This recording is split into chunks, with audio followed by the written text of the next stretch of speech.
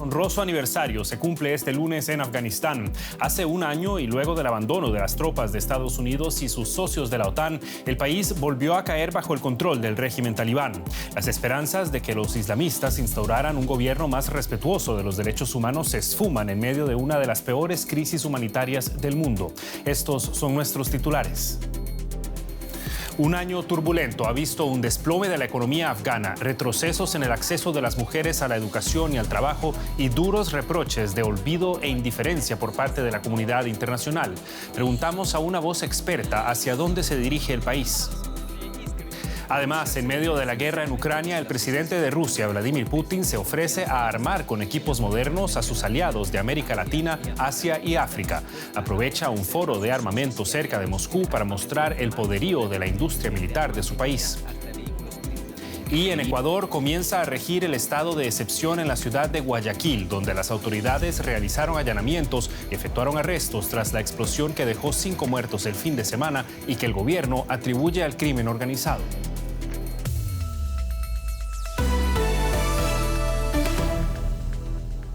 Los saluda Javier Arguedas. Gracias por informarse con nosotros. Este lunes se cumple un año desde que los talibanes en Afganistán recuperaron el control de la capital Kabul. El 15 de agosto de 2021, las últimas tropas estadounidenses y de la OTAN abandonaban el país mientras miles de personas intentaban salir antes de que los islamistas cerraran las fronteras. Muchos llegaron hasta el aeropuerto de la capital afgana y trataron de subirse a cualquier avión que los sacara del país. La toma del poder por parte de los talibanes se produjo después de meses de rápidas conquistas territoriales con las que no contaban ni el gobierno afgano ni sus aliados occidentales. Desde entonces, la economía del país está en caída libre. Y esta situación profundizó uno de los peores desastres humanitarios del planeta. Un equipo de DW se desplazó hasta Kabul para mostrar la situación en la que se encuentra el país. Les advertimos que las primeras imágenes del siguiente reportaje pueden herir su sensibilidad. Ella es Shazia Bibi. Nació justo antes de que los talibanes regresaran a Afganistán. Shazia tiene 2 enfermedades contra las que no pueden ayudarla los médicos de Kabul.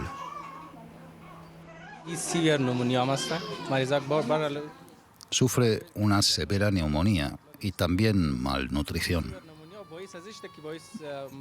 De hecho, la neumonía le ha causado desnutrición.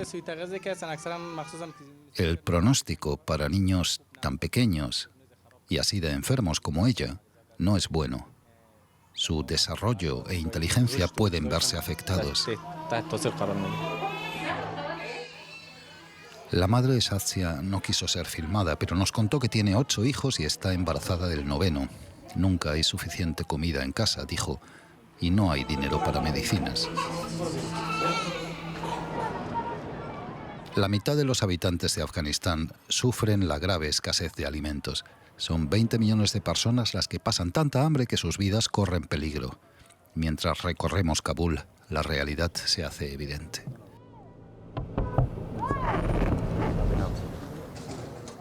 Este es uno de los centros del Programa Mundial de Alimentación al este de la ciudad. El director de un proyecto de ayuda local está a cargo y nos cuenta que la peor parte de su trabajo es elegir quién recibe los suministros. Es muy difícil para nosotros elegir a las personas. Muchos de ellos tienen hambre y están necesitados. Muchos de ellos incluso corren detrás de nosotros cuando hacemos la selección, pero no nos alcanza para todos. No podemos dar comida a todos.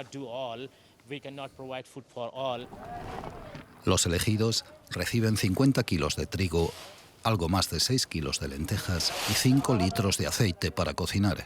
También hay mantequilla de maní para niños y alimentos especiales para mujeres embarazadas. Se supone que esto debe alimentar a una familia durante 3 meses, pero apenas alcanza. Al atardecer visitamos una panadería al norte, en Kabul. La gente con dinero compra pan fresco para la cena. Algunas veces compran un poco más para dar a las mujeres desesperadas que esperan afuera. Muchas son viudas y han caminado más de 1 hora para llegar aquí. Nos vemos obligadas a mendigar, si no, ¿por qué íbamos a estar aquí todo el día? Llevo el pan a casa y lo como con mis hijos, pero no es suficiente para saciar el hambre. Divido el pan en trozos y se lo doy a mis hijos para que ninguno muera. Pero nuestros estómagos nunca están llenos. Mirtel Ramati es el dueño de la panadería y ha registrado a unas 1000 mujeres para las donaciones de pan. Solo las que tienen una tarjeta reciben un pan. Es su manera de intentar ayudar, pero también de mantener la situación bajo control. Empecé este proyecto por un sentimiento de patriotismo, porque nuestra gente no tiene trabajo. La comunidad internacional ha dejado de ayudarnos. Estamos obligados a luchar por nuestro pueblo y por nuestra tierra.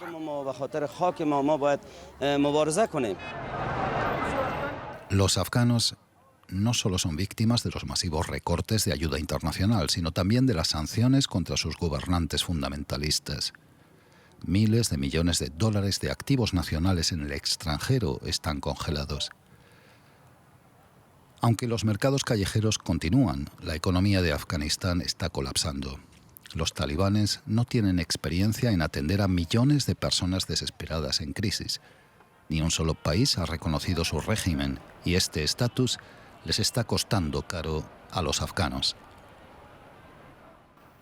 La periodista y experta en Medio Oriente, Antje Bauer, se encuentra con nosotros para conocer más de la situación que vive el país. Antje, ¿qué tal? Muchas gracias por estar con nosotros. Hace un año analizábamos precisamente con usted la toma del poder por parte de los talibanes. Había grandes temores en aquel entonces sobre el rumbo que iba a tomar el país, pero lo cierto es que no ha figurado tanto en los titulares internacionales. ¿Cómo se ha desarrollado Afganistán en el último año? Bueno, desgraciadamente se han verificado, como ya hemos podido ver y oír ahora en su reporte, que lo que se esperaba se ha verificado. O sea, hay algunos que pensaban que los talibán habían cambiado, que estaban más educados, que eran más abiertos y esto, pero eso se ha averiguado que era falso, por lo menos por lo que concierne a los dirigentes que deciden sobre lo que hay que hacer. Y ahora vuelven a lo que eran hace 20 años con respecto a reglas, a cómo piden que la gente se desarrolle, que se vista, que haga, y a eso se añade pues la pobreza enorme que, como acabamos de oír y de ver, es increíble. O sea, 97% de la población no come de forma suficiente, y de eso tiene una parte también la comunidad internacional que les ha dejado allí hace un año y que ahora está bloqueando con bloqueo de transfer bancario y también con bloqueo de ayuda, está bloqueando el desarrollo allí. De eso quisiéramos abordarlo también. Antes, este fin de semana fuimos testigos de una manifestación de mujeres consideradas el grupo más afectado por los cambios que han implementado los talibanes. ¿Qué podemos esperar para el futuro de las mujeres en Afganistán? Bueno, de momento es una situación exasperada para las mujeres que han tenido la posibilidad de ir al colegio, de ir a la universidad, de empezar a trabajar. No en todo el país. Desde luego hay que siempre hacer la diferencia entre las zonas rurales, en donde el desarrollo incluso de las chicas y de las niñas era menos desarrollado de las ciudades, pero ha habido esa posibilidad en general. Eso ahora se ha acabado, aunque los talibán hayan dado promesas hace un año de que iban a dejar a las mujeres que siguieran trabajando, que siguieran estudiando. Ahora han impedido, han dicho que las chicas ya no pueden hacer la educación secundaria, las que están en la universidad pueden estudiar solo con otras mujeres. O sea, han vuelto atrás a lo que hacían hace 20 años. Lo único que yo veo positivo es que cuando yo fui a Afganistán después de la caída de los talibán, yo me encontré con mujeres que habían estado ahí educadas cuando habían venido los rusos como fuerza ocupadora, y aunque los rusos luego se habían ido y habían venido los talibán, esas mujeres eran mujeres educadas y que querían desarrollarse. Yo tengo un poco la esperanza de que las mujeres y las chicas que han tenido ocasiones en los últimos 20 años de ver educación y de hacer algo, pues que una vez que cambie otra vez, espero que dentro de no demasiado tiempo cambie la situación política otra vez, que ahí estén ellas otra vez a participar en un desarrollo de la sociedad. Pero bueno, es una cosa buscada lejos, claro. Por supuesto, por el momento el panorama es más desolador. No podemos, ya lo mencionábamos, hablar del ascenso de los talibanes sin mencionar el rol de Estados Unidos y de los aliados de la OTAN. ¿Se cumplieron las profecías que vaticinaban que los afganos iban a estar totalmente abandonados a su suerte o cuánta ayuda llega todavía de la comunidad internacional? Llega poca ayuda, o sea, hubo una conferencia de donadores a finales de marzo pasado y se juntaron algo como 2 millardos, una cosa así de euros, que es la mitad de lo que se piso y de que se quiso. Pero aún ese dinero no llega a Afganistán debido del bloqueo que hay por parte de los bancos, por las sanciones de los Estados Unidos. O sea, llega poca y hay un problema de fondo. ¿Cómo dar ayuda sin al mismo tiempo apoyar al gobierno, apoyar y reconocer oficialmente el gobierno? Eso también se dijo en vuestro reportaje. Es una situación difícil porque mientras se mantengan las sanciones, al mismo tiempo la gente muere de hambre, sobre todo los niños. Es una situación muy difícil. Eran las apreciaciones de Anche Bawa a un año del regreso al poder de los talibanes en Afganistán. Anche, muchísimas gracias por este análisis. Un placer. Y continuamos con otro latente conflicto, el de la guerra en Ucrania, mientras el presidente de Rusia, Vladimir Putin, sigue librando su ofensiva, que se traduce en el grave deterioro de sus relaciones con Occidente, celebra los lazos con América Latina y otros aliados y les ofrece armamento de última generación. Este lunes, Putin aprovechó un discurso de apertura en el foro técnico Military Army 2022 cerca de Moscú para destacar las avanzadas capacidades armamentísticas de Rusia y declarar su disposición a compartir tecnología con países afines. Ya son notorias sus relaciones con regímenes autoritarios como el de Daniel Ortega en Nicaragua, Nicolás Maduro en Venezuela o Miguel Díaz-Canel en Cuba. Putin recibió en el Kremlin este año al presidente brasileño Jair Bolsonaro y al argentino Alberto Fernández. Esto, sin embargo, fue antes de la invasión de Ucrania. En su intervención, el presidente ruso no escatimó en su listado de argumentos a favor de los productos bélicos de su país. Rusia celebra sinceramente los lazos históricamente fuertes de confianza y amistad que la unen con América Latina, Asia y África y está dispuesta a ofrecer a sus socios y aliados el armamento más moderno, desde armas pequeñas hasta vehículos blindados y artillería, aviones de combate y drones no tripulados. En todo el mundo, los profesionales militares valoran este armamento por su fiabilidad, calidad y, lo que es más importante, su alta eficacia. Casi todas han sido probados en operaciones reales de combate. Entre tanto, el presidente de Ucrania, Volodymyr Zelensky, pidió nuevamente a los países europeos que no expidan visados de turista a los ciudadanos rusos. Estonia y Finlandia, dos países europeos que comparten fronteras con Rusia, se han hecho eco del llamado que pide que todos los estados de la Unión Europea dejen de otorgar visas de turismo a los titulares de pasaportes rusos. Hasta ahora, los países del bloque se han mostrado divididos en torno a esta propuesta. Y uno de los países que se muestra reticente a la imposición de esta medida es precisamente Alemania, como lo dio a entender el canciller alemán Olaf Scholz. Fue una decisión conjunta importante imponer las sanciones a los responsables de la guerra, a muchos oligarcas y a los que se benefician financiera y económicamente del gobierno de Putin. Y continuaremos ese camino. Pero creo que esta no es la guerra del pueblo ruso, sino la guerra de Putin, y esto hay que dejarlo muy en claro.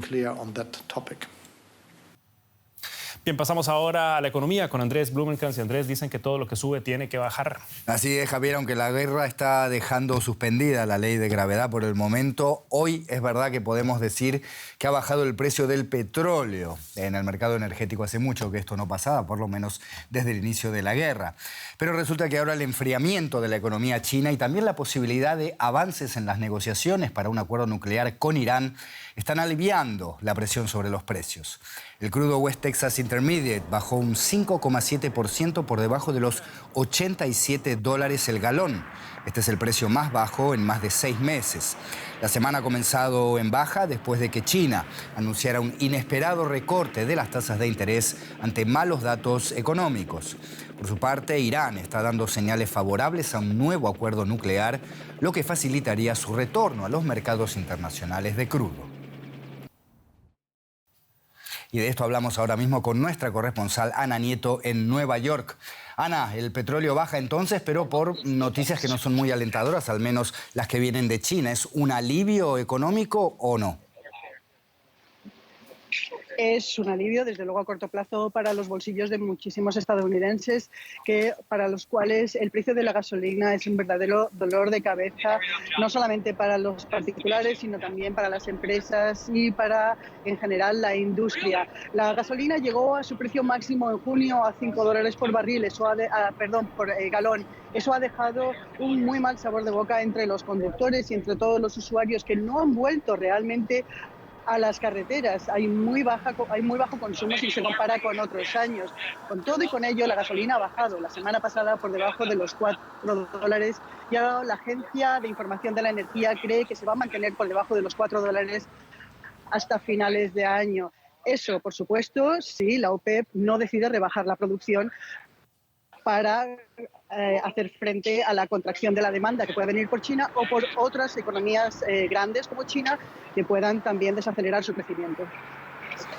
Ana, aquí en Alemania la noticia económica del día es el impuesto que los consumidores van a tener que pagar para aliviar los costos energéticos de los operadores que importan el gas. Allá en Estados Unidos, más allá de la gasolina, ¿cómo están sufriendo los estadounidenses los mayores costos de la energía? Bueno, también aquí las facturas de la electricidad de los hogares y de las empresas están subiendo y mucho. Ya subieron el año pasado, en el año 2021 fue la mayor subida en los últimos años y en el año 2022 se prevé que la subida total sea de unos 6,1%. Como media, se ve un aumento muy modesto comparado con lo que está ocurriendo en Europa, pero hay estados en los que la subida de las facturas de la electricidad son muchísimo superiores. Por ejemplo, el estado de Nueva York, el estado de Hawái, New Jersey, New Hampshire. Todos ellos esperan una subida a finales de año que haya sumado alrededor de un 10 o un incluso 18%. Los mercados son bastante locales y de hecho se van a beneficiar más de los precios más bajos los que antes hayan hecho la transición a las energías verdes, las renovables. La energía renovable va a ser la fuente de energía eléctrica del 22% de Estados Unidos este año. El año pasado fue del 20%. Ana Nieto en Nueva York, muchas gracias y buen arranque de semana. Y aquí en Alemania el gobierno ha anunciado un impuesto sobre los precios de gas que va a entrar en vigor este 1 de octubre. Será de 2,4 céntimos por kilovatio la hora, lo cual significa que una familia promedio de 4 miembros podría tener costos adicionales de hasta 480 euros al año. Es un impuesto que, por supuesto, van a pagar los consumidores y que tiene como objetivo ayudar a los importadores de gas afectados por el aumento de precios debido a la reducción del suministro desde Rusia. Ahora se ven forzados a comprar gas más caro de otros países. Esta tasa es la forma más justa de distribuir y asumir los costes adicionales que se producen entre la población. No existe otra alternativa. De lo contrario, habríamos experimentado el colapso del mercado energético alemán y, con él, de gran parte del mercado energético europeo. Con la tasa garantizamos la seguridad del suministro en Alemania. Continúa la información con Javier Arguedas. Muchas gracias, Andrés. Efectivamente, vamos a fijar la mirada en América Latina y en concreto en Ecuador, donde la policía realizó 14 allanamientos y arrestó a 5 personas como parte de la investigación de la explosión ocurrida en la madrugada del domingo en un barrio a las afueras de la ciudad de Guayaquil, que dejó al menos 5 muertos y varios heridos. El gobierno, que decretó el estado de excepción en la ciudad, atribuyó el incidente al crimen organizado, al que acusa de la creciente ola de violencia que azota la ciudad desde hace 2 años, con asaltos, asesinatos por encargo y enfrentamientos a tiros entre bandas. El presidente Guillermo Lasso anunció que se empleará toda la fuerza pública necesaria para mantener el control y la seguridad en la ciudad costera y ofreció una recompensa de $10.000 por información que permita esclarecer el caso. Guayaquil entra en estado de excepción. El periodista Ramiro Carrillo nos acompaña desde Quito para ampliarnos los detalles. Ramiro, ¿qué tal? Un gusto saludarte. ¿Qué medidas en concreto se han puesto en pie en Guayaquil y cómo afectan a los ciudadanos? Un cordial saludo. Sí, en efecto, está en plena práctica ya el estado de excepción que correrá por 30 días en Guayaquil. Y las afectaciones para los ciudadanos son porque están conculcadas algunas de las libertades. La principal, la libertad de asociación y de reunión, y más si es que es en sitios públicos, está prohibida totalmente. De igual manera, se conculca el derecho de la inviolabilidad de la correspondencia, incluidas las mecánicas actuales como son vía mensajes, comunicación digital, y asimismo la inviolabilidad de cualquier domicilio. Se registran ya allanamientos en la ciudad de Guayaquil y así como requisiciones de materiales que podrían ser conducentes a atentados o situaciones similares. Esto es lo que está aplicando ya la Fuerza de Tarea Conjunta que se creó el día de ayer. Ahora, Ramiro, entre tanto, las autoridades avanzan, según dicen, con la investigación de este incidente. ¿Qué se sabe sobre los detenidos y sobre los posibles motivos de la explosión? Bueno, al parecer es una venganza. El gobierno ha dicho que el bombazo estuvo dirigido a un cabecilla del crimen organizado denominado La Cucaracha. Pero a pesar de que estuvo en el momento de la explosión en ese hotel de la ciudad de Guayaquil, La Cucaracha no fue exterminada. En contrario, hay el lamentable saldo de 5 fallecidos y más de 17 heridos. Y por otro lado, se sabe que los autores, presuntos autores hasta el momento, son otra banda delincuencial, los Tiguerones, que actuaron en esta ocasión. La policía ha efectuado 11 allanamientos en viviendas y locales que presumen complicidad o unión para hacer este delito, de lo cual hay 5 detenidos y las investigaciones prosiguen, Javier. La violencia de bandas criminales continúa azotando Guayaquil. Los detalles nos los brindaba Ramiro Carrillo desde Quito. Muchas gracias, Ramiro. En México, los familiares de los mineros atrapados en la mina El Pinabete, que colapsó el pasado 3 de agosto en el estado de Coahuila, perdieron la paciencia y denuncian la lentitud en las maniobras de rescate. Los planes para bajar los niveles de agua de la mina inundada y sacar a los mineros han fracasado hasta ahora. Y aunque las autoridades anunciaron un cambio de estrategia y aseguran que no dejarán de trabajar para rescatar a los 10 obreros, las esperanzas se desvanecen con cada día que pasa. La lluvia incesante entorpece los trabajos de bombeo. 13 días han pasado ya desde que vieron a sus familiares por última vez. Así ya, pues, ¿qué esperanza nos queda? Nada más con que no nos saquen, no le hace como sea, pero que nos lo den. El gobierno asegura que trabaja en un plan para sellar las filtraciones hacia la mina Pinabete, tras un repentino incremento del volumen del agua la pasada madrugada. Y ya cuando estábamos achicando el agua de la mina de carbón, donde están los 10 mineros atrapados, de nuevo se nos volvieron a incrementar los volúmenes de agua. El nivel del agua en el Pozo 2, que ofrecía más esperanzas para rescatar a los mineros, no deja de aumentar. Están bombeando alrededor de 290 litros por segundo. Vamos a incrementar el bombeo. Desde el día del accidente no se tienen señales de vida de los trabajadores. La esperanza ha dejado lugar a la indignación. Pues otra vez, ¿cuánto tiempo más se van a tardar en buscar otra estrategia? ¿Cuánto tiempo se les va a llevar? El nuevo plan tiene como fin evitar que ingrese más agua desde la vecina mina Conchas Norte, pero el presidente mexicano no descartaba este lunes recurrir a la ayuda de rescatistas internacionales para sacar a los mineros. Así lo exigen los familiares, a los que solo les queda seguir esperando. Y es tiempo ahora de hacer un repaso de otras noticias que estamos siguiendo para ustedes a esta hora. Los abogados de Julian Assange acusan a la Agencia de Espionaje de Estados Unidos, la CIA, de haber grabado sus conversaciones y copiado el contenido de sus teléfonos y computadores. Los letrados demandaron el lunes a la agencia y a su exdirector Mike Pompeo por esta presunta violación del derecho de Assange a la defensa.